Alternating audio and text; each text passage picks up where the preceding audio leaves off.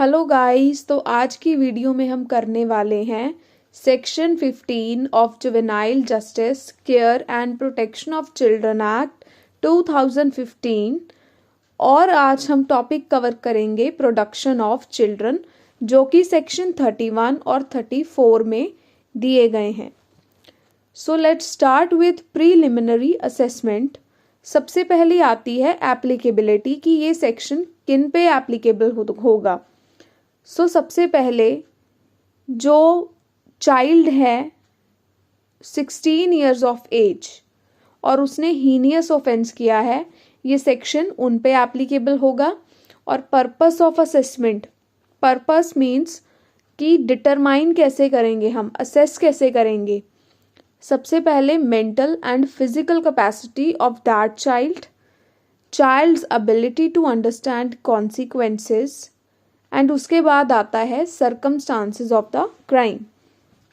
Next है assistance of experts कि जब प्रीलिमिनरी असेसमेंट की जाएगी तो वह कुछ एक्सपर्ट्स की असिस्टेंस से की जाएगी, जैसे सबसे पहले साइको सोशल वर्कर्स और अदर एक्सपर्ट्स, एंड रिपोर्ट्स भी टेस्ट पे बेस्ड होंगी। एंड उसके बाद टाइमलाइन, प्रीलिमिनरी असेसमेंट 3 मंथ्स में कंप्लीट करनी होंगी। एंड उसके बाद है आउटकम ऑफ असेसमेंट।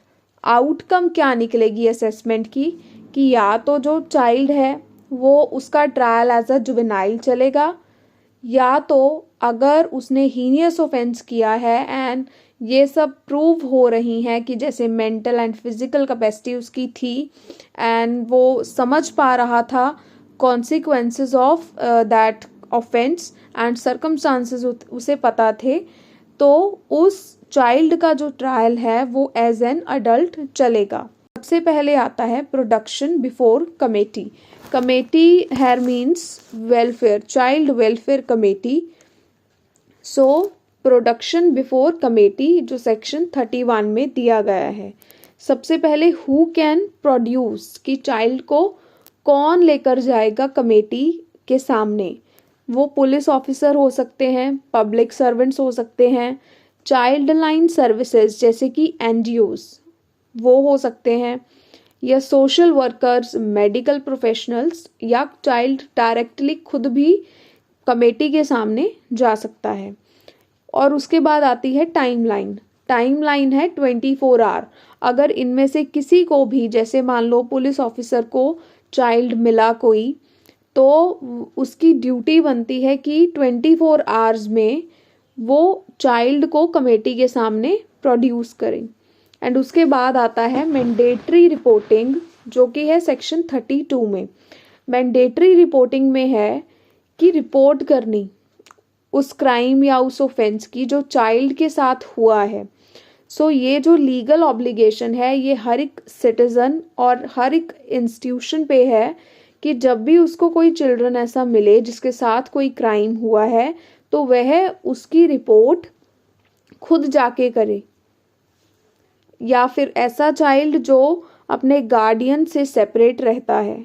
सो ये रिक्वायरमेंट है कि या तो वो चाइल्ड लाइन जो दी गई है 1098 उस पर कॉल करके रिपोर्ट करे, या पुलिस स्टेशन में जाकर रिपोर्ट करे, या फिर चाइल्ड वेलफेयर कमेटी के सामने चाइल्ड को 24 आवर्स में प्रोड्यूस करे।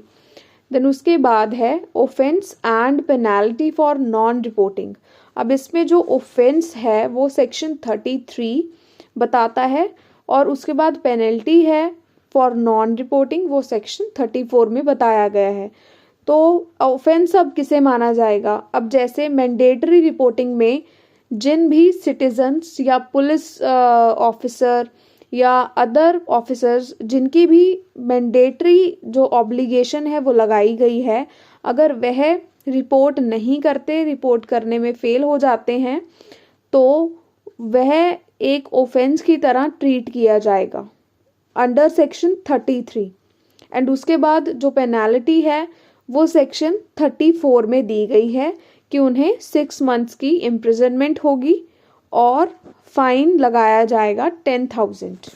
उसके बाद आता है section 36 which is procedure on production, कि जैसे चाइल्ड कोई मिल भी गया, जैसे सोशल वर्कर है, अगर उन्हें कोई चाइल्ड मिला है ऐसी अवस्था में, या पुलिस ऑफिसर को मिला है, तो प्रोसीजर क्या है कमेटी के सामने प्रोड्यूस करने का उसे। सबसे पहले इमीडिएट इंक्वायरी, जिसे भी वो उस चाइल्ड के बारे में पता चला है, पहले वो इमीडिएट एक्शन लेगा, इमीडिएट इंक्वायरी करेगा उसके बारे में, एंड उसके बाद social investigation report with in 15 days, and उसके बाद सोशल इन्वेस्टिगेशन रिपोर्ट जाएगी 15 डेज में, और उन 15 दिनों के बाद या उसके दौरान चाइल्ड को एक टेम्पररी प्लेसमेंट दिया जाएगा, जैसे चिल्ड्रंस होम में, किसी भी विद अ फिट पर्सन, मतलब किसी भी मतलब एक अच्छी मेंटल स्टेट वाले, एक साउंड माइंड वाले व्यक्ति के साथ उसे रखा जाएगा। एंड उसके बाद है फाइनल ऑर्डर, देन उसके बाद फाइनल ऑर्डर आएगा। Thank you so much guys. Do like, share, subscribe this video.